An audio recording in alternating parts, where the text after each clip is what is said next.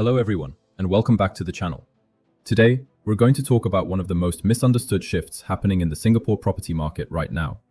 And if you're a homeowner, investor, upgrader, or someone planning to enter the property market over the next few years, this topic could save you from making a very expensive mistake.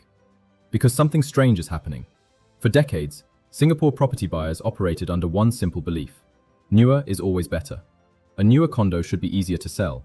A newer condo should command a higher premium. A newer condo should attract more buyers. It sounds logical. After all, who wouldn't prefer a 3-year-old condominium over a 15-year-old condominium? The facilities are newer. The design is more modern. The fittings are newer. The building has less wear and tear. Everything about it should be superior. But today's market is telling a completely different story. In fact, some 3-year-old condominiums are becoming harder to sell than older 15-year-old projects. And the reason has very little to do with age. The real reason is much deeper. It comes down to policy changes, buyer psychology, layout efficiency, and how value is being redefined in the Singapore property market. Let's dive in. For many years, Singapore buyers evaluated property using a very straightforward framework. Newer equals better. Bigger equals better. Prime location equals better. Higher price means higher quality. But markets evolve, and when markets evolve, old assumptions can become dangerous. What many buyers don't realize is that Singapore's property market today is operating under a completely different set of rules compared to just 5 years ago.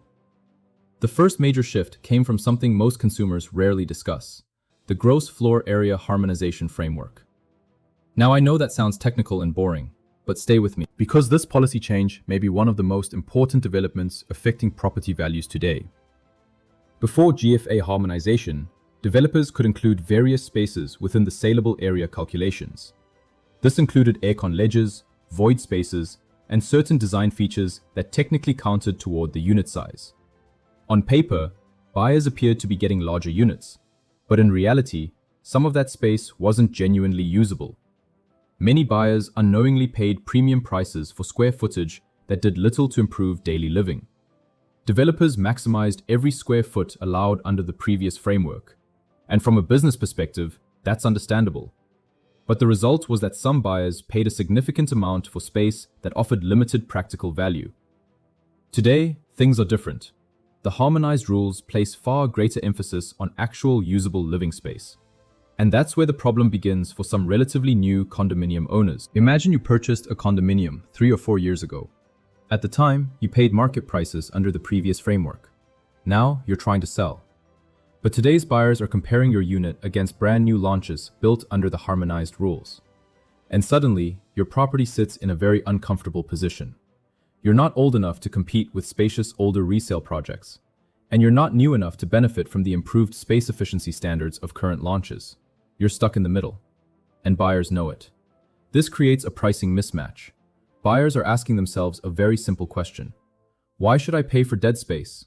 Why should I pay premium pricing for aircon ledges or inefficient layouts when I can buy a newer project with better space efficiency? Or, alternatively, why not buy an older project with genuinely larger bedrooms and more practical layouts? This is one of the reasons why some 3-year-old condominiums are facing resistance in today's market. The issue isn't age. The issue is perceived value, and perception drives demand. Now let's talk about something even more important: the psychology behind today's buyers. Many buyers today are significantly more informed than previous generations. They have access to transaction data. They study floor plans. They compare layouts online. They watch property content. They use AI tools. They understand price trends. And because of this, buyers are becoming much more selective. They are no longer simply asking, "Is this property new?" Instead, they ask, "Am I getting genuine value?" This shift in thinking changes everything. Today, a 15-year-old condo with an efficient layout can outperform a 3-year-old condo with poor space utilization. Because buyers care about how a home functions, not just how new it looks. Let's look at a practical example. Imagine 2 units. The first unit is 3 years old and measures 900 square feet. The second unit is 15 years old and measures 1,000 square feet. Traditionally, most buyers would immediately focus on age. But today's buyers dig deeper. They compare bedroom sizes. They compare living space. They compare storage.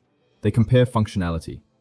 And if the older unit offers superior usability, many buyers are perfectly willing to choose the older property. Because value today is increasingly defined by experience rather than age. Now here's another uncomfortable truth. Many people assume resale condos are wealth-building machines. But are they really? The answer may surprise you. When you examine many mature resale projects, annual capital appreciation often hovers around 1 to 2%. At first glance, that sounds acceptable. But let's think about it carefully. If your mortgage costs 3 to 4% annually, and your property is appreciating at only 1 to 2%, are you actually creating meaningful wealth? Not necessarily. And that's before we account for renovation costs, maintenance fees, repair expenses, agent fees, legal fees, and opportunity costs. Many owners focus on gross gains. Very few focus on net gains. And that's where mistakes happen. Imagine buying an older condo and spending $80,000 on renovations, then spending thousands every year on maintenance, eventually replacing air conditioning systems, repairing leaks, upgrading appliances. All of these costs eat into your returns. Yet many owners conveniently forget about them when calculating profitability. The result is a dangerous illusion. A property may appear profitable while generating far less wealth than expected. This leads us to an important concept. Many resale properties function more like forced savings plans than aggressive wealth-building vehicles. Every mortgage payment gradually builds equity. That's valuable. But let's call it what it is. You're storing wealth, not necessarily accelerating wealth. And there's a big difference between the two. Now, before anyone misunderstands me, I'm not saying resale properties are bad. Far from it. Resale properties offer tremendous advantages. Immediate occupancy, larger layouts, established communities, mature amenities, school proximity, certainty. These are genuine benefits. But buyers must understand what they are actually purchasing. Many resale buyers are prioritizing lifestyle and convenience over maximum financial returns. And there's nothing wrong with that. The problem only arises when buyers expect both convenience and exceptional investment performance, without understanding the trade-offs involved. Now let's switch gears and discuss new launches, because many people have misconceptions about new launches too. One of the biggest fears buyers have is the construction period. They worry about paying rent while servicing a mortgage. They imagine carrying two massive financial burdens simultaneously. But that's not how the progressive payment scheme works. With a new launch, loan drawdowns occur gradually as construction progresses. In the early stages, monthly repayments are often surprisingly low. You're not servicing the full loan amount immediately. Instead, repayments increase progressively over time. This significantly reduces financial pressure during the construction phase. In many cases, the combined cost of rent and progressive payments may be lower than what buyers expect. This is why understanding the mechanics matters. Too many people make decisions based on assumptions instead of numbers, and assumptions can be expensive. Now let's discuss one of my favorite concepts in property investing, the umbrella effect. Many buyers fear future developments. They worry that new projects nearby will compete against their property. But history often shows the opposite. Future developments can actually increase the value of earlier projects. Here's why. Land prices in Singapore generally trend upward over time. When a future developer acquires a nearby site, they often pay significantly higher land costs. As a result, they must launch their project at higher prices. These higher prices create a pricing umbrella over existing developments. Suddenly, earlier buyers appear to have secured a bargain. The market begins repricing those earlier projects upward. Sophisticated investors understand this dynamic. They don't fear future development, they embrace it. Because they understand how urban planning creates value. Now let's zoom out and look at the bigger picture. The biggest mistake property buyers make today isn't buying the wrong project. It's using outdated assumptions. The market of 2016 is not the market of 2026. Buyer behavior has changed. Government policies have changed. Financing conditions have changed. Demographics have changed. Urban planning has changed. And if your thinking hasn't changed alongside the market, you're already at a disadvantage. Today's successful property investors think differently. They don't just study floor plans. They study infrastructure. They study policy. They study future MRT lines. They study demographic shifts. They study supply pipelines. They study future demand. Because property today is no longer simply about real estate. It's about understanding systems. And the people who understand systems tend to outperform those who focus only on individual properties. So what should buyers do moving forward? First, stop assuming newer automatically means better. Evaluate actual usability. Evaluate efficiency.